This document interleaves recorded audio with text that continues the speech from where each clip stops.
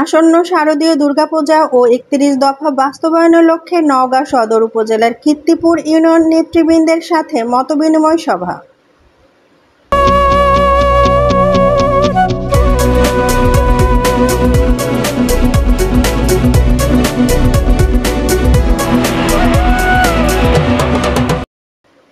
আসসালামু আলাইকুম। এডিপি বাংলা সংবাদে সবাইকে স্বাগতম জানাচ্ছি। আমি পিঙ্কি আক্তার। আমাদের বিশেষ প্রতিনিধি মোহাম্মদ মমিন আলীর পাঠানো তথ্যচিত্রে দেখুন বিস্তারিত। প্রধান অতিথি মামুনুর রহমান রিপন, সাধারণ সম্পাদক নওগাঁ জেলা বিএনপি। সভায় ইউনিয়ন বিএনপির সাংগঠনিক সম্পাদক মশিউর রহমানের সঞ্চালনায় এ সময় উপস্থিত ছিলেন সদর উপজেলা বিএনপির সভাপতি দেওয়ান মোস্তাক আহমেদ রাজা, সদর থানা বিএনপির সহ সভাপতি খন্দকার আকলাকুর রতন, পৌর বিএনপির সাধারণ সম্পাদক দিদারুল হক রতন, পৌর মহিলা দলের সভাপতি আমেনা বেগম, কীর্তিপুর ইউনিয়ন বিএনপির সভাপতি আলমগীর কবির বিদ্যুৎ, সাধারণ সম্পাদক নুরুল ইসলাম, জেলা যুবদলের যুগ্ম আহ্বায়ক রুবেল হোসেন, পৌর যুবদলের যুগ্ম আহ্বায়ক শামিনুর রহমান ও থানা যুবদলের যুগ্ম আহ্বায়ক শাহানুর রহমান, জেলা ছাত্রদলের সাবেক ভারপ্রাপ্ত আহ্বায়ক জাকারিয়া আলম রেমিও, জেলা ছাত্রদলের যুগ্ম সাধারণ সম্পাদক সোহাগ, জেলা ছাত্রদলের সহ সহকারী সাংগঠনিক আলামিন বাদশা সহ বিএনপি ও অঙ্গ সহযোগী সংগঠনের নেতাকর্মী। আমাদের মধ্যে অনেক আওয়ামী লীগের ঢুকে পড়ে আমাদের বিভিন্ন অনুষ্ঠানকে সাবধান করে তারা আপনারা বিভ্রান্তি করে বিভিন্ন রকম মানুষের জমি দখল, পুকুর, তারপরে আপনারা জানেন যে মিথ্যা মামলাতে বিভিন্ন ভাবে হয়রানি করার চেষ্টা করছে।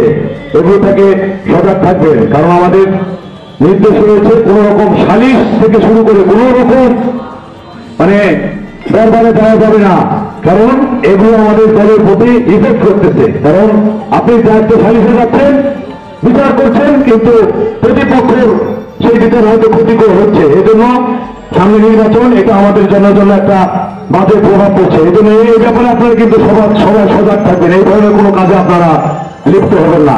যাই হোক, আমি বলতে চাই যে সামনে যে নির্বাচন, এই নির্বাচনে আমি মোহাম্মদ মামুনুর রহমান রিপন, নওগাঁ জেলা বিএনপির নির্বাচিত সাধারণ সম্পাদক, আপনারা যারা ভোটার ছিলেন তাদের ভোটের মাধ্যমেই কিন্তু আমি নির্বাচিত হয়েছি নওগাঁ জেলা বিএনপির সাধারণ সম্পাদক। এই জন্য আপনাদের প্রতি আমি কৃতজ্ঞতা প্রকাশ করছি।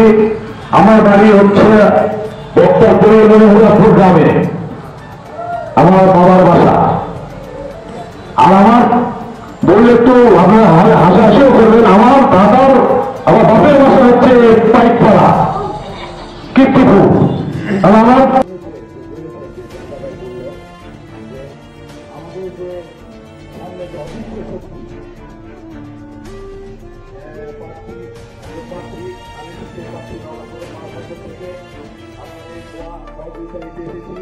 আপনারা আমার জন্য দোয়া করবেন। এই 17 বছর আন্দোলন সংগ্রামে আমার ভূমিকা দেখবেন, আরো যারা রয়েছেন তাদের ভূমিকা দেখবেন। এই আন্দোলন সংগ্রামে তার ভূমিকা সবচেয়ে বেশি রাজপথে আন্দোলন সংগ্রামে ভূমিকা রেখেছে, নির্যাতিত হয়েছে, সেগুলো আপনারা রক্ষা করবেন।